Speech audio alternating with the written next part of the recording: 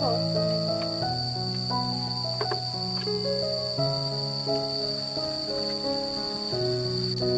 Hôm nay mình sẽ dọn dẹp sạch sẽ căn nhà. Do một lát thì chưa dọn được.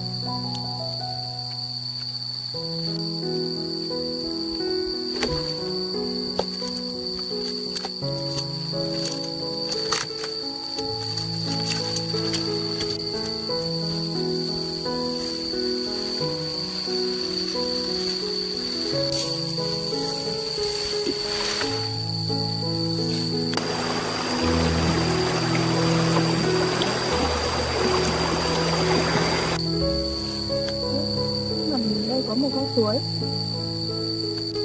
Từ giờ mình không cần phải lo về nguồn nước nữa rồi.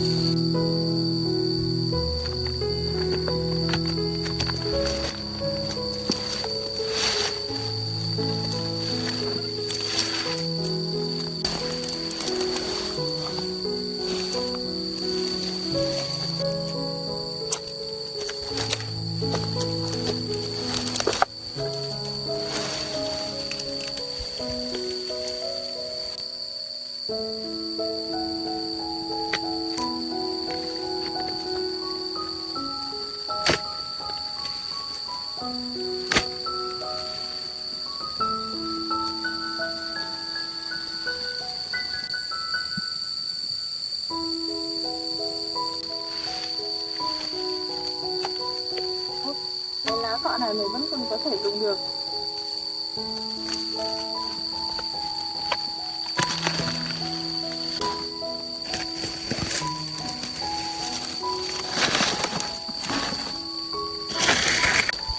Qua bao nhiêu năm rồi mà lá vẫn còn tốt thật.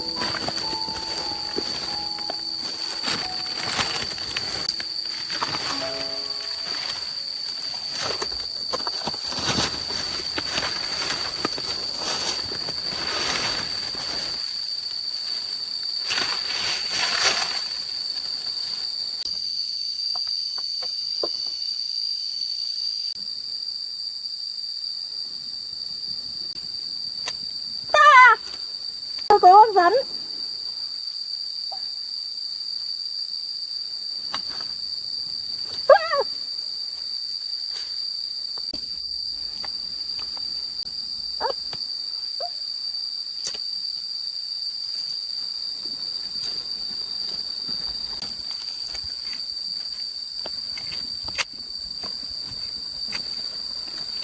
Chắc nó đi rồi.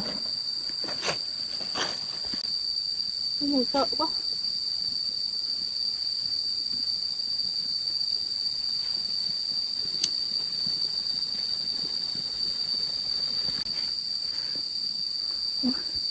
Mình sợ quá.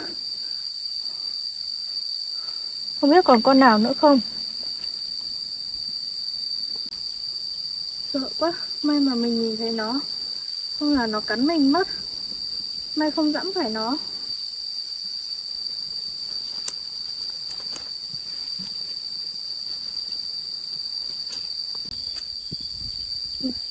Bây giờ mình sẽ đi dọn ở chỗ khác. Thì quay lại chỗ này dọn sau.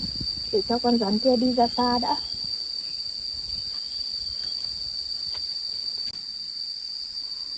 Thì bây giờ mình sẽ dọn dẹp cái chỗ vườn rau này. Kiểm tra xem có con rắn nào không nữa đã.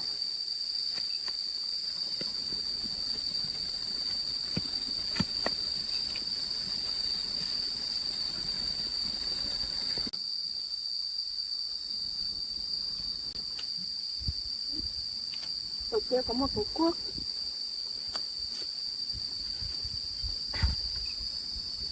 May quá, bác chủ nhà vẫn để cái cuốc ở đây mà nó còn sử dụng được. Mình có cuốc đây rồi, mình sẽ dùng nó để xới hết cỏ xung quanh lá.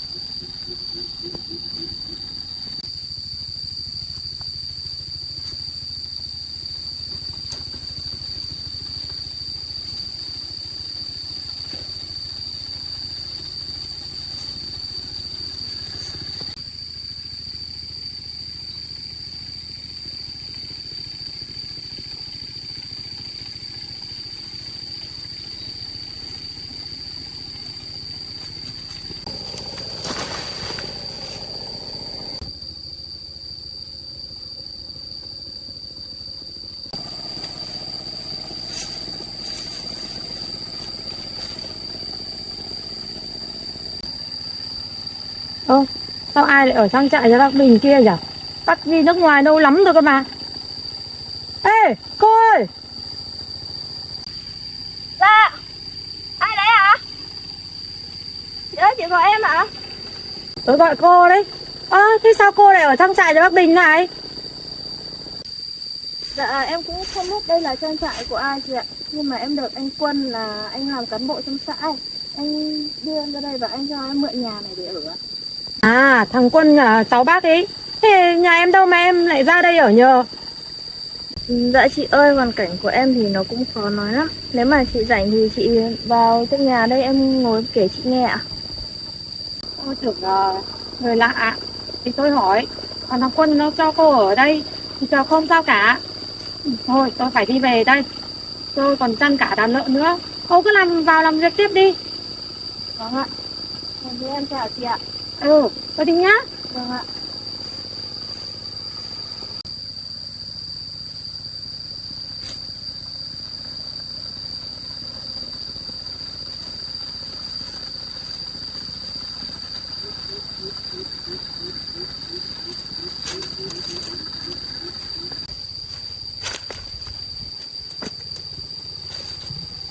Chân chân mình bận quá rồi.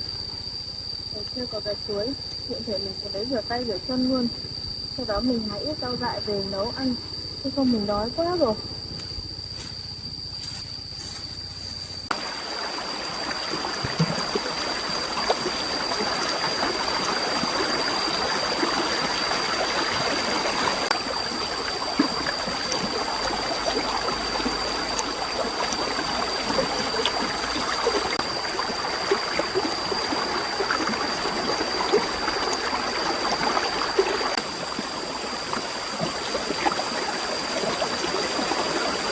Ốc, đây chẳng phải là con ốc sao? Ốc kia cũng có một con nữa kìa.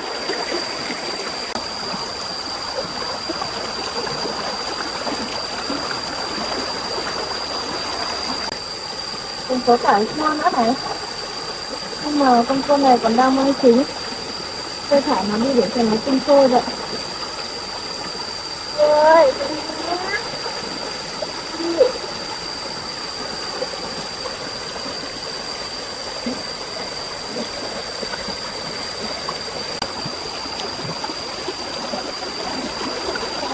con này chết mất rồi.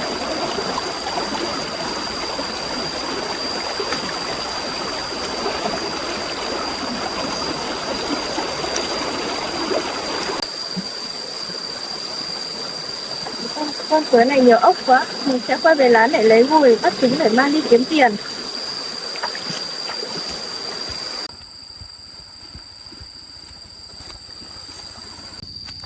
Mình phải nhanh nhanh rồi mới được, nhiều ốc quá.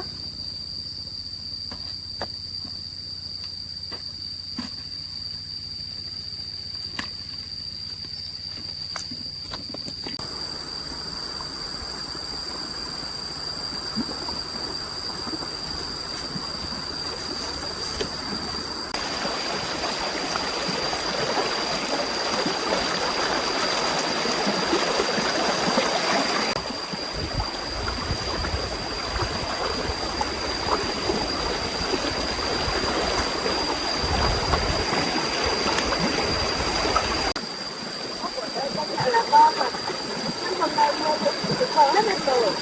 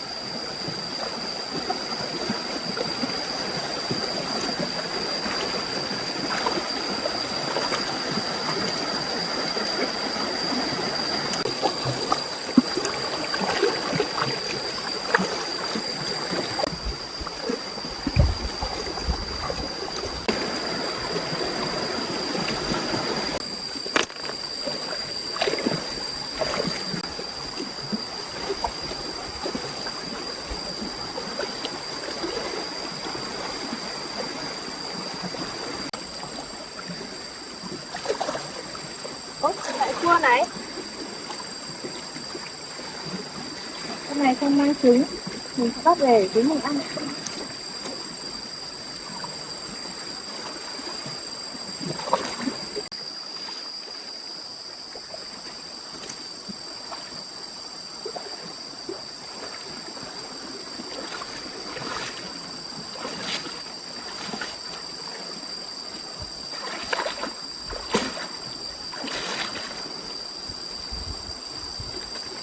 Ở bên kia chắc cũng nhiều ốc lắm, nhưng mà nhanh lỗ to quá mình không sang được.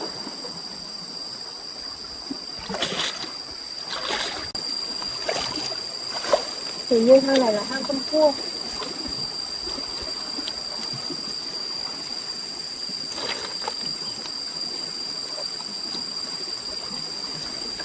Không có con nào.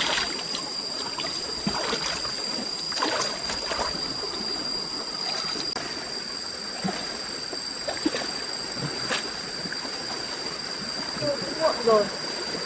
Rồi mình sẽ đi bán xem có được giá cao không để mình mua đồ ăn. Mình đói quá rồi, rồi mình chưa ăn được cả.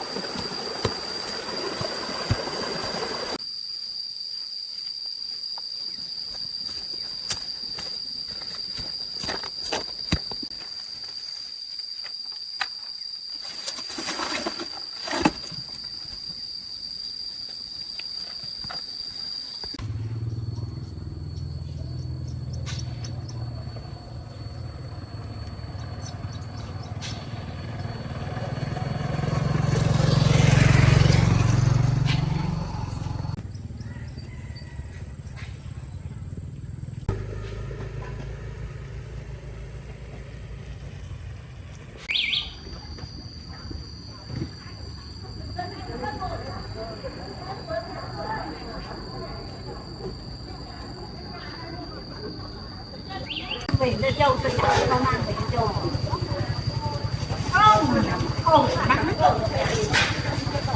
này là 7.000 nữa cũng là giỏi rồi đây cho sống ở đây thì về cho cùng 20 đồng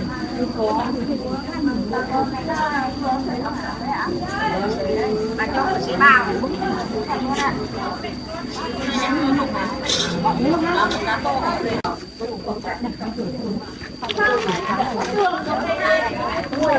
nhãn đi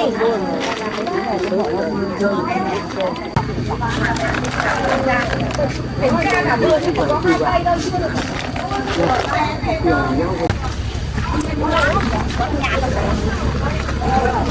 bà con em uống này bà ấy sắp đồ miếng mới cả cái lá ra con lấy cái nước rồi bà đây nhiêu đô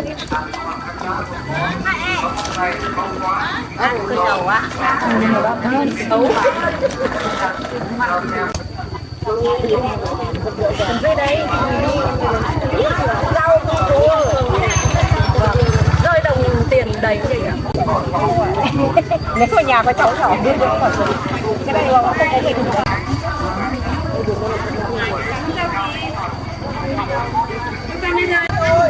có người dùng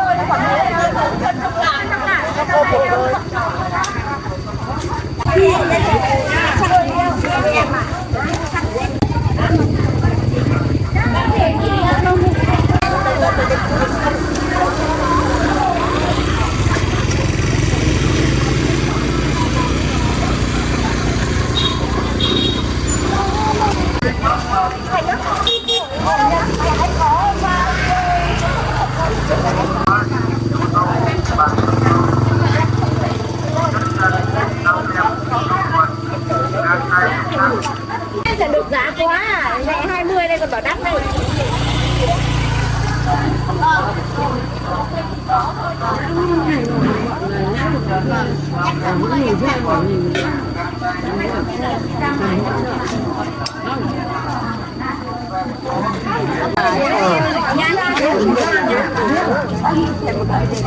คุณơi, có ăn rau cỏ gì không? Có, đã đang chờ cô về. Ở đây, cùng quay về. Thế đấy là gì nhá? Đến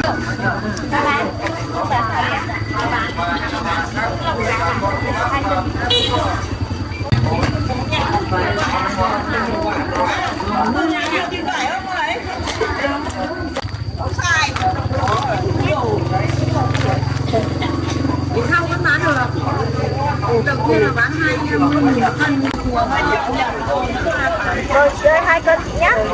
Thôi đây là tiền. Em cảm ơn chị ạ. Gửi ạ.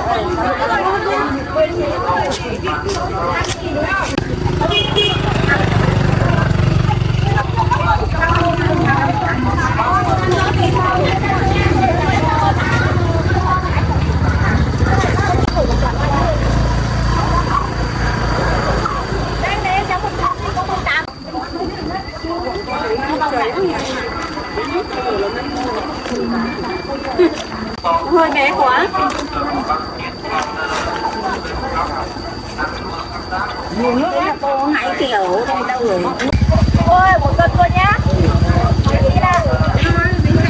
Cảm ơn ạ.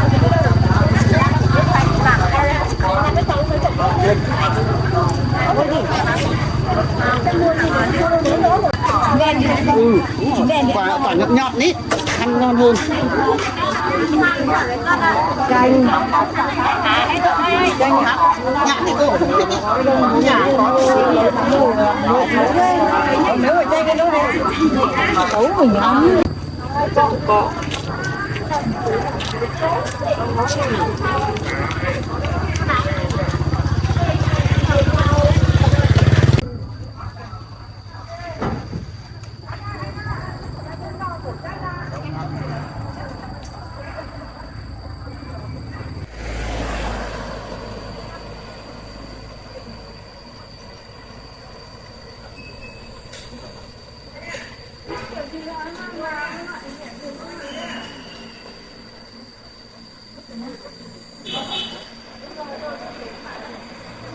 Em 2 lon nước chị ơi.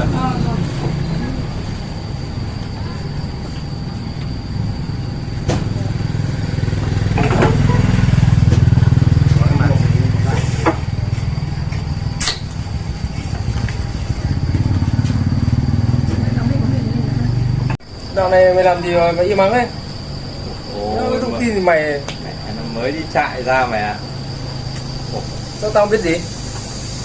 Nó ngồi đánh bạc bị công an nó túm, đi mất mấy tháng. Cái thông tin gì nhỉ? Mày đi lâu chưa? Mới về, đi mấy tháng mới về được mấy ngày đây.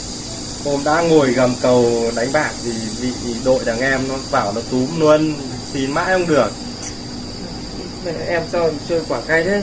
Ê, Cay thằng em. ê kìa. Anh em trong nhà mà nhờ bảo tí nó không giúp, vừa mất tiền vừa phải đi mất mấy tháng. Ê. Quái thì lần nào gặp cho trận mẹ anh em đều có tí chức tí quyền phát giống như anh em à?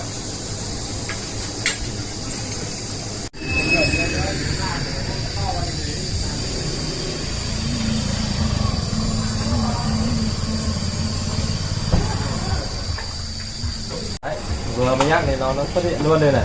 Đây.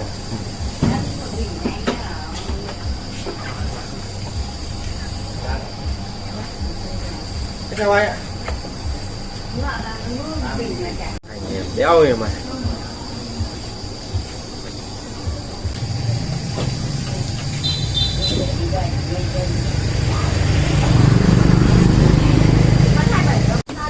Càng nghĩ càng cay.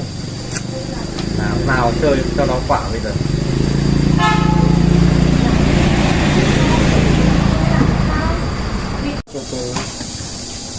Còn nhiều cơ hội mà, để xem nó như nào đó. Cày lắm mày ạ. Giống như cơ hội. Không biết thế. Mày muốn thử nó kiểu gì? Tao không phải dằn mặt cho nó một trận. Nhưng mà ngoài đường, ngoài xá này nghe hơi khó đấy. Tìm khu nào vắng vắng thì anh em mình xử nó sau.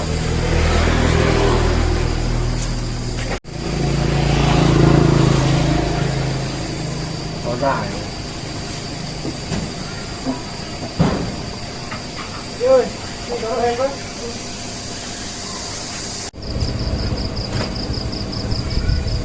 Em đi ba chặng.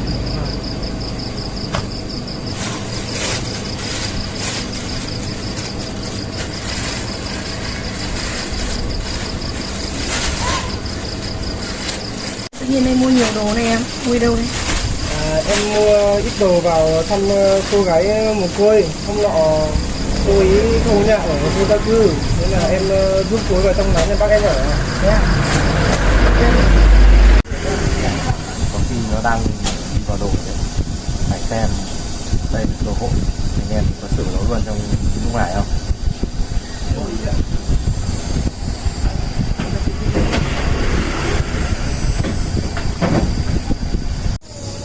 Ai về sau ạ? Rồi, không dám.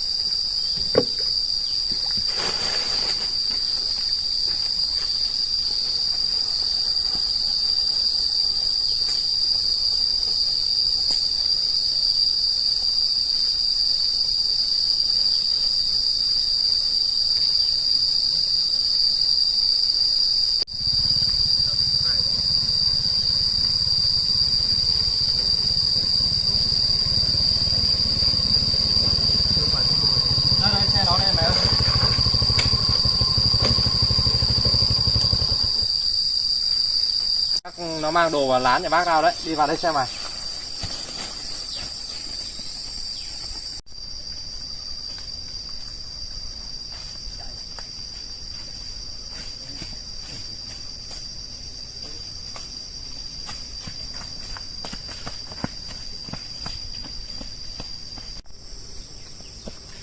Nào, còn chưa đứng ạ. Anh gọi tôi về gì vậy? Anh em gì mày? Anh em mà mày để tao đi mất mấy tháng đấy à? Đấy là trách nhiệm của em. Tại anh làm sai trái nên bọn em mới phải làm như vậy. Trách nhiệm, biết là trách nhiệm nhưng mà lúc anh nhờ vả thì mày cũng phải tạo điều kiện cho anh chứ. Bây giờ mày cứ đẩy anh vào con đường lao lý thế à? Hả?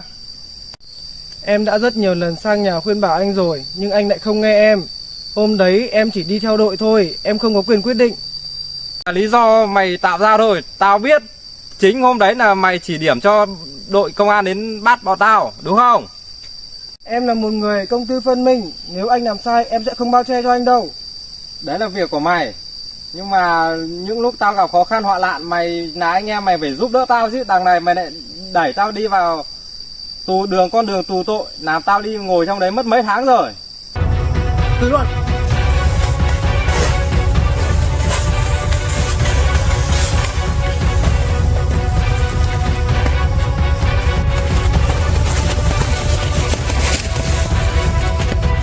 Hai muốn làm gì? Tôi là công an đấy. Công an là cái đéo này, tao đéo sợ ngoan đấy. Hai có tôi bắt hai có đúng không? Tôi bắt anh hay về đồn.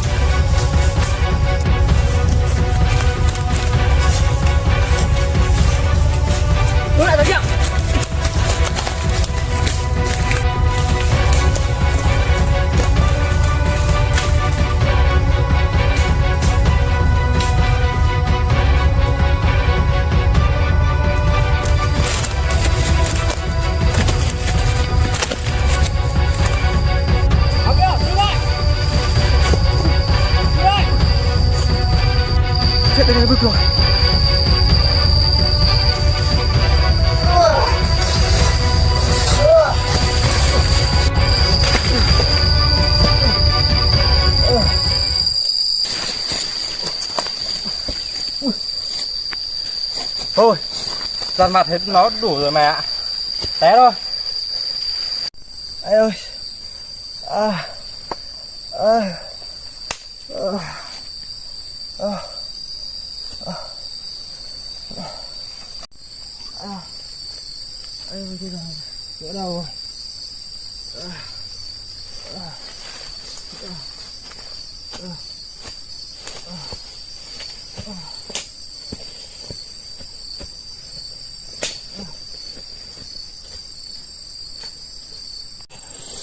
À. À.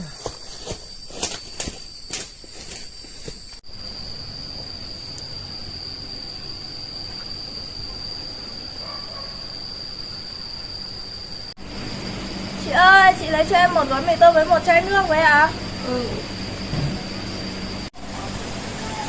Cái mì của em 2 mì.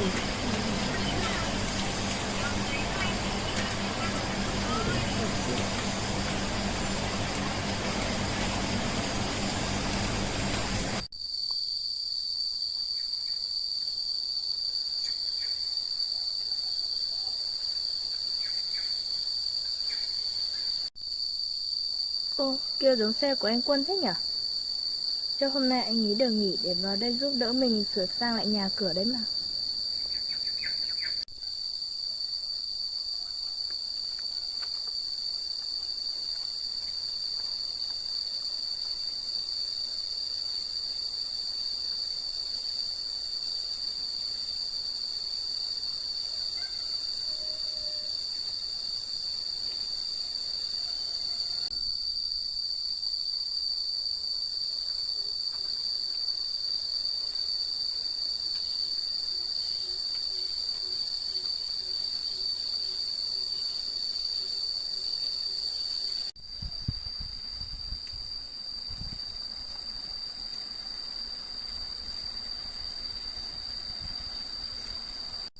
Ô, hình như là anh Quân. Anh bị làm sao đấy kia? Anh Quân ơi! Anh Quân! Anh bị làm sao vậy? Anh tỉnh dậy đi, anh đừng làm em sợ. Anh ơi! Anh tỉnh lại đi anh ơi! Anh ơi! Anh sao thế này? Ô, Ngọc Vũ đấy à? Anh đang ở đâu này? Mình đang ở gần lán rồi anh ạ. Anh cố lên nhé, để em dìu anh vào lán nghỉ ngơi. Ngoài này nắng lắm.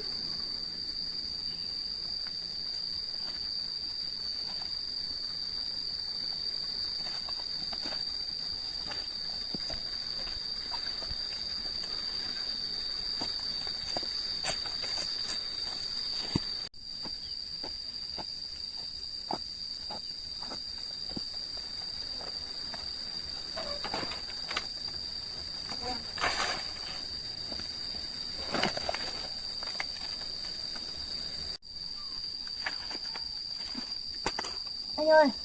Anh ơi! Anh còn đau ở đâu nữa không? Anh cũng đỡ rồi. Anh bị làm sao thế này?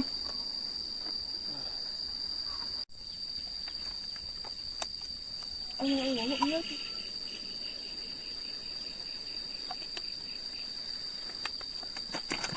Có chuyện gì đã xảy ra với anh vậy? Anh kể cho em nghe được không? Hôm nay thì anh được nghỉ ở cơ quan. Anh định vào đây sửa giúp em cái lán. Mấy là tiện anh đi qua quán tạp hóa anh mua cho em ít đồ dùng. Anh sợ em ở đây đồi núi nhiều, không có chăn màn thì muỗi nó sợ nó đốt em. Thế nhưng mà anh đang đi vào trong đường vào lán thì anh họ của anh với là một anh bạn của anh ấy thì là đi theo sau anh và chặn đường anh. Nhưng mà không may anh đấu không lại hai tên đó nên anh đã bỏ chạy và anh bị ngã xuống vách núi. Đầu anh đập vào đá, anh bị choáng, anh mất phương hướng. Anh không biết mình đang đi đâu nữa. Anh không nghĩ là mình lại đi lạc vào trong này. Họ có thù oán gì với anh mà lại khiến anh ra lông nỗi này? Đợt trước cách đây khoảng mấy tháng thì anh có đi cùng một tổ công tác đi phá một vụ án, thì trong nhóm đối tượng đó lại có anh họ của anh. Mẹ anh ý có sang nhà anh nhờ anh giúp đỡ, nhưng anh là một người công an, anh không thể làm như vậy được, nên chắc là anh ý thù hận anh từ ngày đấy đến giờ. Thật sự anh ngại quá, anh bị thương nặng thế này mà anh lại vào đây để làm phiền em, khiến em phải lo lắng. Không sao đâu anh ạ. May là anh ngã ở gần lán, chứ anh mà ngã ở trên đồi thì không biết chuyện gì xảy ra cả. Thế giờ anh thấy trong người thế nào rồi? Còn bị đau ở đâu nữa không? Anh cũng thấy đỡ nhiều rồi, chỉ hơi choáng váng đầu một chút nữa thôi. Để em dìu anh vào đây nằm nghỉ cho đỡ choáng nhé. Được rồi, để anh, cứ để anh cũng đỡ.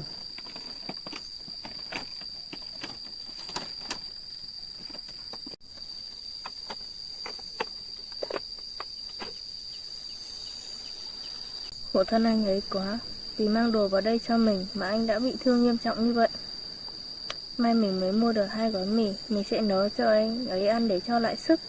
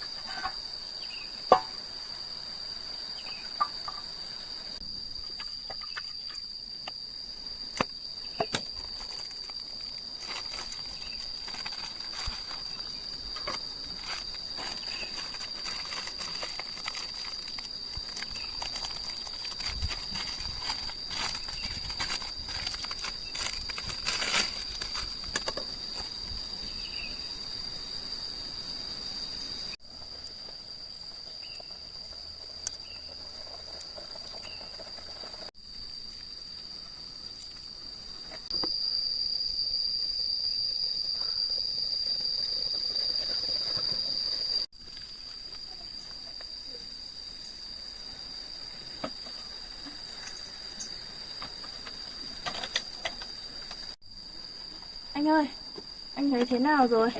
Anh đã đỡ nhiều chưa? Anh dạy em bắt mình cho nó lại sức anh ơi.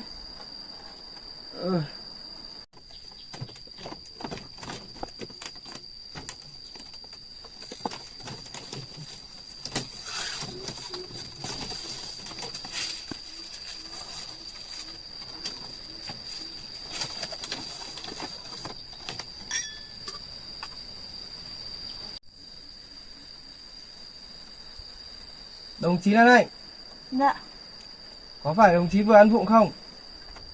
Đâu, em có ăn vụng gì đâu anh. Thế sao trên mặt đồng chí lại có vết nhọ đen thế kia? Chắc vừa nãy em vừa nhắm bếp nên là bị nhọ một tí anh ạ, anh thông cảm nhé. Không sao đâu. Anh vừa trêu thôi, có gì em đừng để bụng. Vâng, Thôi mình ăn mì nhỉ. vâng anh ăn đi ạ. Em ăn đi. Vâng.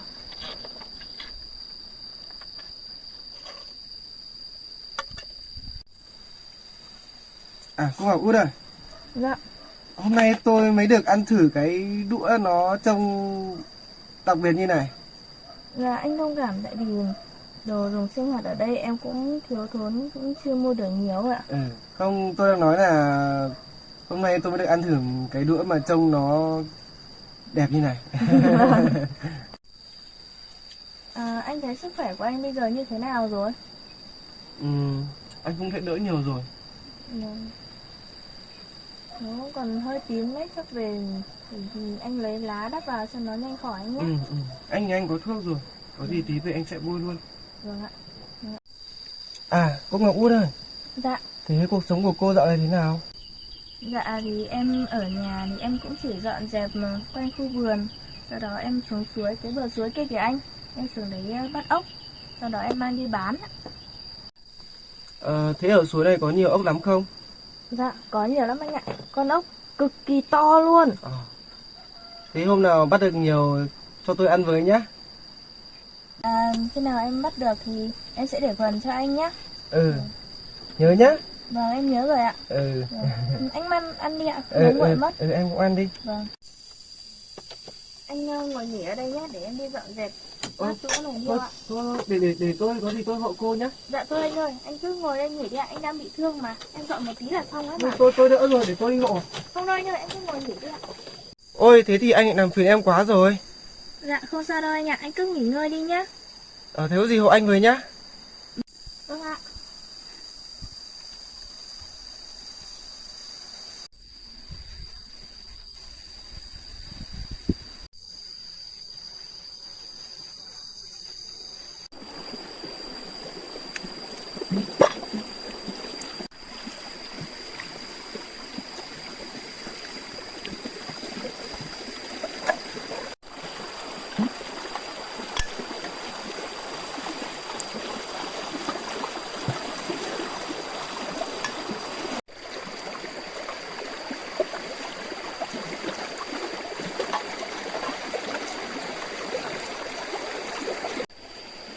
Nguồn nước ở đây thật là nhiều. Nhưng mà nước lại không được trong và sạch. Mình phải thiết kế một bộ để lọc nước để sử dụng. Nước thì khá là đắt. Mà cái nước tươi của mình chỉ nấu mình không còn một giọt nào. Mình phải về thiết kế ngay thôi.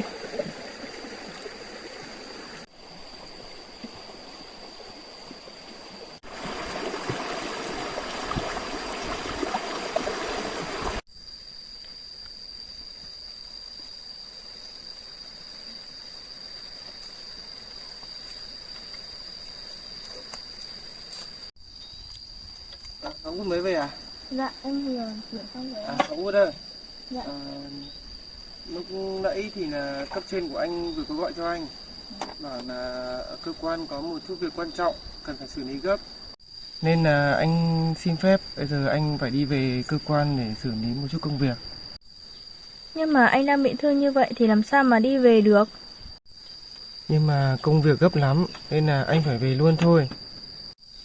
Vậy để em đưa anh ra chỗ để xe nhé. Thế thì phiền em quá, anh ngại lắm.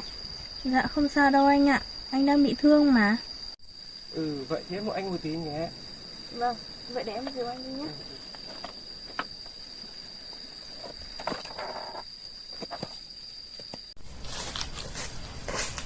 Anh ơi, anh đi chậm thôi không ảnh hưởng đến vết thương của anh đấy.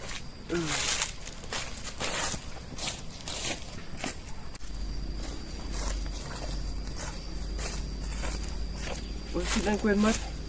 Có chuyện gì vậy anh? Anh quên gì à? Sáng nay lúc anh vào đây anh có cầm theo một cái chiếu với là ít chăn màn. Nhưng mà lúc đánh nhau với tội phạm anh lại để rơi mất rồi. Nhưng mà bây giờ anh đang có việc quan trọng thì anh cứ về trước đi ạ. Còn ở đoạn đường này thì tí em sẽ quay lại đây em tìm sau. Ừ, thế em tìm hộ anh nhá. Nếu không thấy thì để mai anh mua bộ mới vào. Vâng, bây giờ anh cứ về lo việc trước đi ạ. Chúng mình đi thôi. Ừ.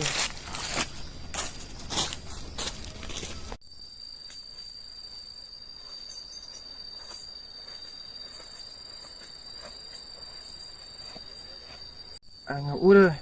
Có việc gì vậy anh? Ừ, chắc em đưa anh về đến đây thôi. Có gì anh tự đi xe máy về. Vâng. Thế anh đi cẩn thận nhá. Đây thôi. Để anh xuống.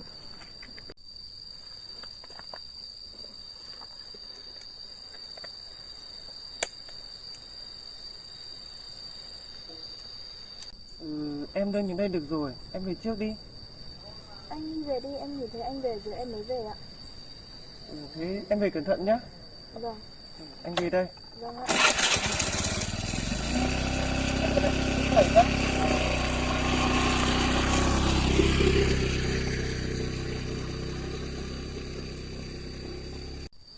Khổ thân anh ấy quá, vì trách nhiệm bảo vệ người dân mà anh ấy lại bị kẻ xấu trả thù.